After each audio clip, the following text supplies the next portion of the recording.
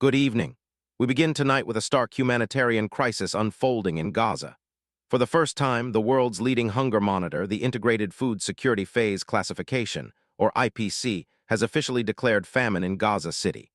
This devastating pronouncement, backed by the United Nations, states that a quarter of Gaza's population, some 500,000 people, are experiencing famine conditions characterized by starvation, destitution, and death. The IPC's report highlights three critical indicators for famine: extreme food shortages in households, acute malnutrition in children, and a significant daily mortality rate due to starvation or malnutrition-related diseases. While direct mortality data is challenging due to a breakdown in monitoring systems, the IPC believes this threshold has been met, citing expert judgment and available evidence. This official declaration comes as Gaza's Hamas-run health ministry reports hundreds of deaths from malnutrition, including many children. Aid organizations are unequivocally stating that this man-made famine is the direct result of Israel's policies and the systematic obstruction of food and essential supplies into the Gaza Strip. Despite hundreds of aid trucks waiting at Gaza's borders, their entry and distribution have been severely hampered. Prior to the current conflict, Israel had already imposed restrictions on goods entering Gaza, which intensified significantly after the October 7th Hamas-led attacks. In recent months, the situation has deteriorated rapidly, particularly following a near 3-month total blockade on goods.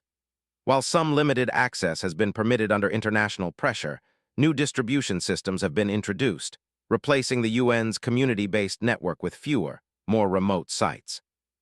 Accessing these sites has become a dangerous endeavor for Palestinians, with numerous reports and UN data indicating hundreds killed or injured, many by Israeli forces, while attempting to obtain aid. Israel has repeatedly denied that starvation is occurring, attributing any hunger to aid agencies and Hamas. They point to idle trucks, accusing international organizations of failing to collect aid. However, the UN and aid agencies maintain that Israel's restrictions, even with recent increases in truck numbers, still significantly impede the flow of vital supplies.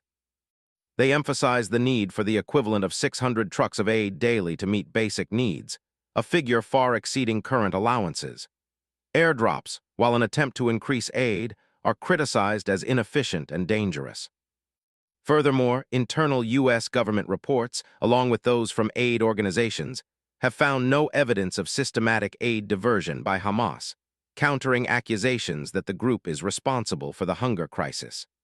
While looting does occur, it is attributed to desperate crowds and organized groups seeking resale profits.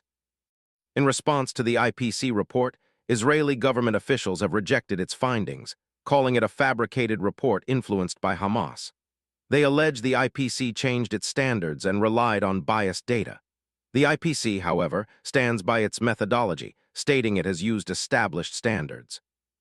The UN Secretary-General and other international leaders have strongly condemned the situation, with the UN Human Rights Chief calling the use of starvation as a method of warfare a war crime.